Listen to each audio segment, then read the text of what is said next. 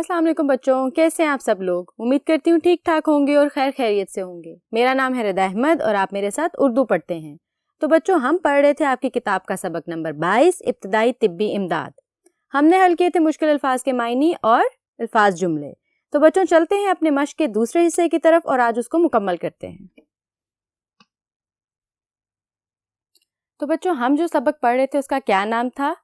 इब्तिदाई तिब्बी इमदाद, यानी वो इमदाद जो किसी भी इंसान को, किसी भी मुतासरा शख्स को जिसको चोट लगी हो, कोई जल गया है, करंट लग गया है या डूब गया है, वो इमदाद जो ऐसे इंसान को हस्पताल पहुंचाने से पहले फराहम की जाती है, उसे क्या कहते हैं? इब्तिदाई तिब्बी इमदाद या फर्स्ट एड।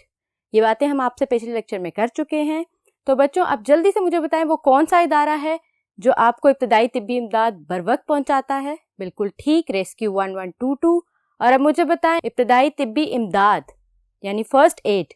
तो बच्चों, फर्स्ट एड के लिए कौन सा डब्बा हम इस्तेमाल करते हैं और उसका क्या नाम है?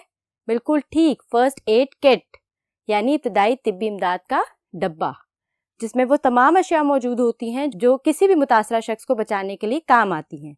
तो ये तो थी बच्चों आपके सबक की थोड़ी सी दोहराई। तो बढ़ते हैं अपने हिस्सा मश्क की तरफ, जिसमें आज हमने क्या करना है?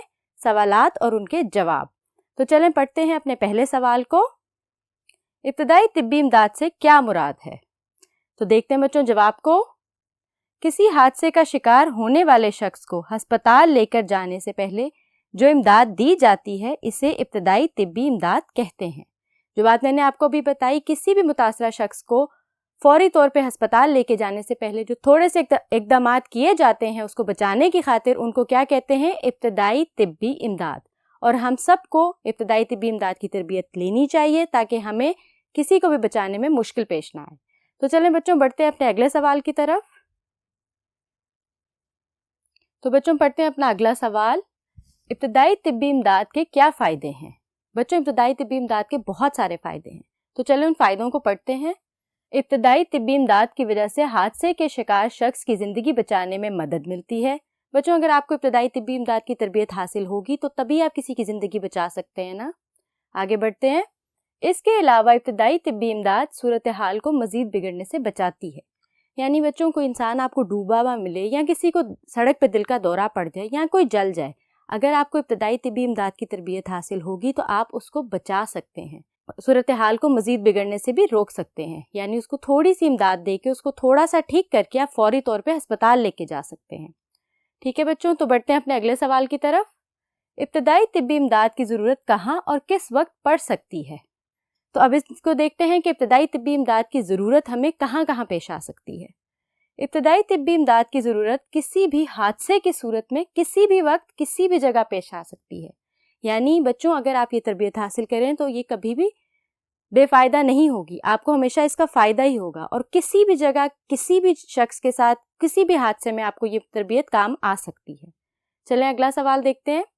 सांप काट ले तो मुतासरा जगह को दिल की सतह से नीचे क्यों रखते हैं? ये हमने पढ़ा था सबक में कि जब सांप काट ले तो मुतासरा जगह को दिल की सतह से नीचे रखें। इसका जवाब देखते हैं। अगर सांप काट ले तो मुतासरा जगह को दिल की सतह से नीचे इसलिए रखते हैं ताकि जहर खून के जरिए दिल तक पहुंचने की रफ्तार सुस्त हो जाए। यानी जहर की जो रफ्तार है वो तेजी से खून में शामिल ना हो और उसकी वो रफ्तार सुस्त हो जाए, तब तक बंदे को आप फौरी तौर पे अस्पताल लेके जा सके। ठीक हो गया। चलें पढ़ते हैं अगला सवाल। डूबने वाले शख्स को इब्तिदाई तिब्बी इमदाद कैसे पहुंचाई जा सकती है? तो बच्चों, हमने ये भी पढ़ा था सबक में कि डूबने वाले शख्स को इब्तिदाई तिब्बी इमदाद कैसे पहुंचाई जाती है। तो चलें देखते हैं इस सवाल का क्या जवाब है। तो बच्चों, पढ़ते हैं अपना जवाब कि डूबने वाले शख्स को इब्तिदाई तिब्बी इमदाद कैसे पहुंचाई जा सकती है। अगर कोई शख्स पानी में डूब गया तो इसे पानी से निकालकर नब्ज़ देखी जाती है, क्योंकि बच्चों जब निज़ाम तनफ़्फ़ुस ख़राब होता है तो नब्ज़ सुस्त हो जाती है, तो फौरी तौर पे उसकी नब्ज़ देखी जाती है। आगे बढ़ते हैं। डूबने वाले के पेट में पानी भर जाता है, इसलिए बर वक्त निकालना ज़रूरी है। बच्चों, क्योंकि डूबने वाले के पेट में पानी भर जाता है तो फौरी तौर पे वो पानी हमें निकालना है। आगे बढ़ते हैं। इस मकसद के लिए मुतासरा शख्स को उल्टा लिटाकर इसकी पीठ को थपथपाना चाहिए ताकि इसके पेट में से पानी निकल जाए और इसका सांस बहाल हो जाए। बच्चों, डूबने वाले शख्स का सांस ख़राब हो जाता है, उसका निज़ाम तनफ़्फ़ुस बिल्कुल ख़राब हो जाता है, इसलिए डूबने वाले शख्स को बाहर निकालें, उसकी नब्ज़ को देखें اس کو الٹا لٹا کر اس کے پیٹ میں زائد پانی کو نکال دیں تاکہ اس کا سانس بحال ہو سکے اور وہ دوبارہ سے سانس لے سکے. ٹھیک ہے بچوں، بڑھتے ہیں اگلے سوال کی طرف. اگر بجلی کی تار چمٹ جائے تو کیا کرنا چاہیے؟ بچوں یہ ایک بہت خطرناک کام ہے. خدا نہ خواستہ کوئی بجلی کی تار آپ کو چمٹ جائے یا کسی اور شخص کو. اب ایسی صورتحال میں ہمیں کیا کرنا چاہیے؟ تو چلیں جواب کو پڑھتے ہیں. اگر کوئی آدمی بجلی کی تار سے چمٹ جائے تو فوراً بجلی کا سوئچ بند کر دیں یا فیوز نکال دیں. بچوں کبھی بھی اس شخص کو ہاتھ نہیں لگاتے، نہ اس کے پاس جاتے ہیں. فوری طور پہ سوئچ کو بند کر دیتے ہیں یا فیوز نکال دیتے ہیں تاکہ پورے گھر کی بجلی بند ہو جائے اور وہ شخص جس تار کے ساتھ چپکا ہوا ہے یا چمٹا ہوا ہے اس سے الگ ہو جائے. بچوں کبھی بھی اس شخص کو خود ہاتھ لگا کے بجلی کی تار سے الگ کرنے کی کوشش مت کریں. ٹھیک ہے، چلیں اگلا سوال پڑھتے ہیں. لو سے متاثر ہونے والوں کی بڑی تعداد بچوں یا بوڑھوں کی کیوں ہوتی ہے؟ بچوں ہم نے سبق میں پڑھا تھا زیادہ تر گرمی کے موسم میں بچے اور بوڑھے لو سے متاثر ہو کر بے ہوش ہو جاتے ہیں. اب اس کی کیا وجہ ہے؟ چلیں جواب میں دیکھتے ہیں. بچوں اور بوڑھوں میں قوت مدافعت کی کمی ہوتی ہے. قوت مدافعت کیا ہوتی ہے؟ بیماریوں سے لڑنے کی طاقت. آگے بڑھتے ہیں. جس کی وجہ سے وہ گرمی سے زیادہ متاثر ہوتے ہیں. اسی وجہ سے بچوں اور بوڑھوں کو جلدی لو لگتی ہے. تو بچوں گرمی کے موسم میں احتیاطی تدابیر کو استعمال کریں. اگر کسی کو لو لگ جائے تو فوری طور پر کیا کرتے ہیں؟ بالکل ٹھیک، اس کو کسی سایہ دار جگہ پہ لے جاتے ہیں اور ٹھنڈے مشروبات پلاتے ہیں. ٹھیک ہو گیا، بڑھتے ہیں اگلے سوال کی طرف. موصل اشیاء سے کیا مراد ہے؟ بچوں موصل کیا ہوتی ہیں؟ یہ میں نے آپ کو بتایا تھا، جن میں سے بجلی گزر سکتی ہے. تو بڑھتے ہیں اپنے جواب کی طرف اور دیکھتے ہیں موصل اشیاء سے کیا مراد ہے.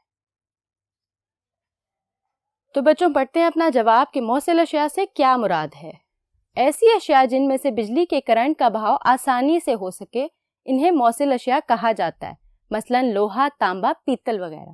یعنی بچوں ان چیزوں میں سے بجلی کا کرنٹ فوری طور پہ گزرتا ہے.